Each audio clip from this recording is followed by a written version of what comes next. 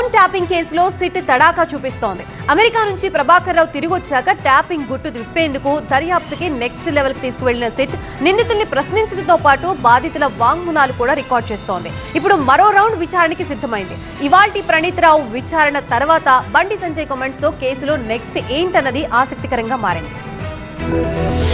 తెలుగు రాష్ట్రాల్లో సంచలనం సృష్టించిన ఫోన్ ట్యాపింగ్ కేసులో తవ్వే కొద్దీ కొత్త విషయాలు, విచారణ లోతుకు వెళ్లే కొద్దీ సరికొత్త అంశాలు వెలుగులోకి వస్తున్నాయి. ఇప్పటికే ప్రణీత్ రావును పలుమార్లు విచారించిన సిట్ అధికారులు ఇవాళ మరోసారి ప్రశ్నించారు. సుమారు 5 గంటల పాటు ప్రణీత్ రావుపై ప్రశ్నల వర్షం కురిపించారు. ఎన్నికల ముందు ఎస్ఐబిలో స్పెషల్ ఆపరేషన్ టార్గెట్ ను ప్రణీత్ రావు లీడ్ చేయడంతో పాటు రాజకీయ నేతలు, ప్రముఖుల ఫోన్లను ట్యాపింగ్ చేసినట్లు గుర్తించిన అధికారులు పలు ఆధారాలను ఆయన ముందుంచి ప్రశ్నించారు. ఇంతకు ముందే ప్రణీత్ రావు పలు కీలక డాక్యుమెంట్లను అధికారులకు సమర్పించడంతో ఆ అంశాలను స్టడీ చేసి మరీ విచారించారు సిట్ అధికారులు.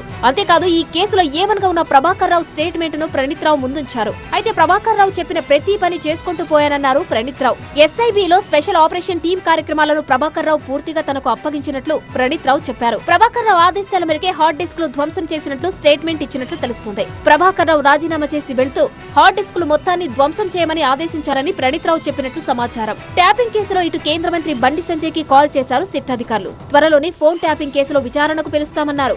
ఎప్పుడు అందుబాటులో ఉంటారో చెప్పాలంటూ ఆరా తీశారు. అయితే ఈ నెల 23 వరకు అందుబాటులో ఉంటానని బండి సంజయ్ చెప్పడంతో త్వరలో ఓ డేట్ ను ఫిక్స్ చేసి సమాచారం అందిస్తామన్నారు. ఫోన్ ట్యాపింగ్ కేసులో బండి సంజయ్ ను సాక్షిగా విచారించే అవకాశం ఉంది.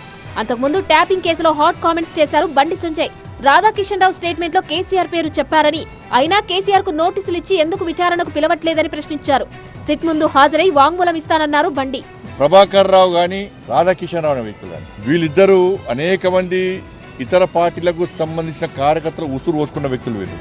ఇవాళ ఇతర పార్టీ నాయకుల ఫోన్ ట్యాపింగ్ కాదు, బీఆర్ఎస్ పార్టీ నాయకుల ఫోన్ ట్యాపింగ్ కూడా చేశారు. పెద్ద ఆయన కేసీఆర్ చెప్తే మేము ఫోన్ ట్యాపింగ్ చేస్తామని చెప్పి ఆయన స్టేట్మెంట్ ఇచ్చినప్పుడు నోటీస్ ఎవరికి ఇవ్వాలి? కేసీఆర్ కు నోటీస్ ఇవ్వాలి. సిరిసిల్ల ఎవరి కేంద్రంగా జరిగింది? కేసీఆర్ కొడుకు కేంద్రంగా జరిగింది. మరి వాళ్ళిద్దరికి ఎందుకు నోటీసులు లేరు? కాంగ్రెస్ కును బీఆర్ఎస్ కు లోపాయకార ఒప్పందం. మొత్తంగా సిట్ విచారణలో అంతా ప్రభాకర్ రావే చేశారని ప్రణీత్ రావు చెప్పడం, ఇటు విచారణకు రావాలంటూ బండి సంజయ్ కి సిట్ కాల్ చేయడంతో కేసులో నెక్స్ట్ ఏంటన్నది ఆసక్తికరంగా మారింది.